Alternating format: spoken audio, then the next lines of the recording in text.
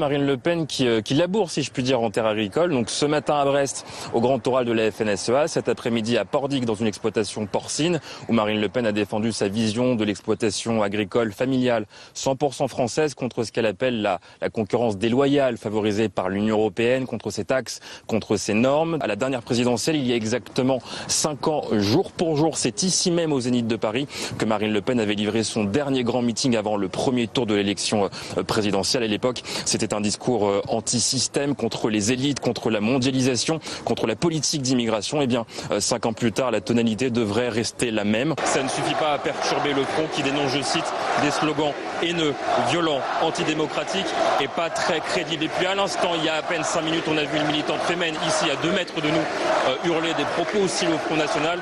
Elle s'ajoute à une autre militante qui a fait éruption 20 minutes plus tôt sur scène, qui a tenté manifestement de prendre à partie Marine Le Pen avant de se faire exfiltrer. C'est donc au Zénith de Toulouse que Benoît Hamon a conclu sa grande tournée de 4 jours dans la moitié ouest de la France. Discours devant environ 6000 personnes sur cette terre historique de gauche, cette ville fétiche des campagnes présidentielles socialistes. Opération radar ce matin dans les Hauts-de-Seine pour Nicolas Dupont-Aignan. À côté de ce radar inutile, d'après le candidat Debout la France, François Hollande, qui, vous le savez, n'a pas nommément indiqué pour qui il comptait voter au premier tour de l'élection présidentielle, même si on a bien compris que ce ne serait pas pour Jean-Luc Mélenchon et qu'il avait manifestement enterré la candidature de Benoît Hamon. Luc Dago, bonsoir. L'ambiance est festive autour de vous.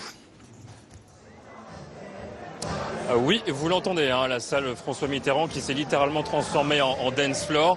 Juste avant, pendant le discours de Marine Le Pen que vous avez suivi sur CNews, Marine Le Pen a été littéralement ovationnée. Plusieurs dizaines de juppéistes se sont donc réunis ce mardi soir dans ce café parisien. Une réunion d'abord amicale, a dit Alain Juppé, mais le maire de Bordeaux est rapidement revenu sur la question du deuxième tour de l'élection présidentielle. Il a rappelé pourquoi il appelait à voter pour Emmanuel Macron contre Marine Le Pen. Passé la défaite d'hier, le Front National tente de construire l'après. Et l'après pour Marine Le Pen, vous l'avez entendu hier soir, ça passe par une transformation en profondeur du parti et notamment par un changement de nom. 2 mouvements lancés au Parti Socialiste après cette défaite cinglante du PS. Ça ne peut pas être dû au hasard. Il est clair que d'un côté comme de l'autre, on cherche à poser les jalons, les bases des prochaines motions du prochain congrès du Parti Socialiste, à commencer par Benoît Hamon. Eh bien, Marine Le Pen l'a déclaré dans sa conférence de presse aujourd'hui. Elle a affirmé que sa place était à la tête de ses troupes pour mener cette bataille des législatives, pour incarner, dit-elle, une forme d'opposition ferme, sérieuse et pugnace à l'Assemblée nationale. Mais vous entendez le reproche qui est fait, qu'on entend aussi de la part de beaucoup de Français, il est plus sur la moralisation, c'est pas tant